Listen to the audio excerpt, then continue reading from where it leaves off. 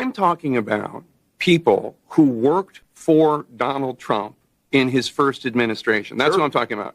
I'm talking about not just John Kelly, but Mark Milley, who was the Trump-appointed chairman of the Joint Chiefs of Staff. Who disobeyed Trump's direct orders on troop redeployments in Syria. And I'm talking about the guy that had your job.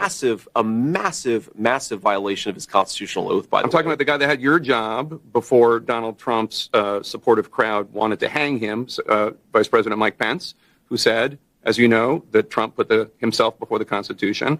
I'm talking about General Mattis, also Secretary of Defense in Trump's administration.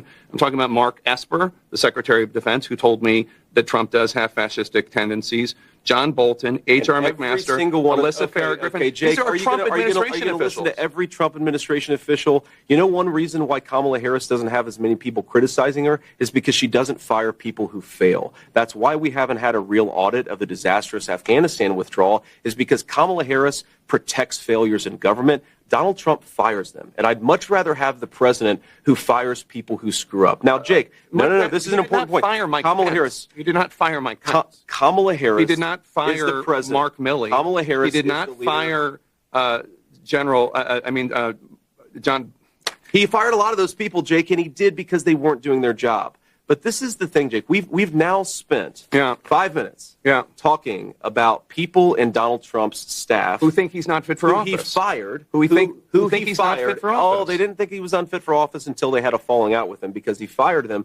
And we're not talking about the public policy. Well, we're actually talk about how Americans can't afford groceries. We're actually Can we talk about the fact that Americans can't afford the cost of housing? Can we talk about the fact that a lot of people out there in Erie, Pennsylvania, they're the ones who suffer and die when people like Mark Esper and Mark Milley don't obey the commander-in-chief's orders. We're talking about Donald Trump and what he says. Yes. And Donald Trump says. And you'd much rather talk about what Donald Trump allegedly said than what Donald Trump did in office. What he did in office, Jake, what he said publicly. 1.5% inflation. The military to go after the enemy within, which is the American people. He did not say that, Jake. The enemy within? He said that he was going to send the military after the American people. Show me the quote where he said that. He said the enemy within. He said far-left lunatics. He's talking about people rioting. And Schiff. He's talking about people rioting after the election. I think the Pelosi's were rioting after the election? He said... Adam Schiff was rioting after the election? You're using two separate phrases. He said about using the military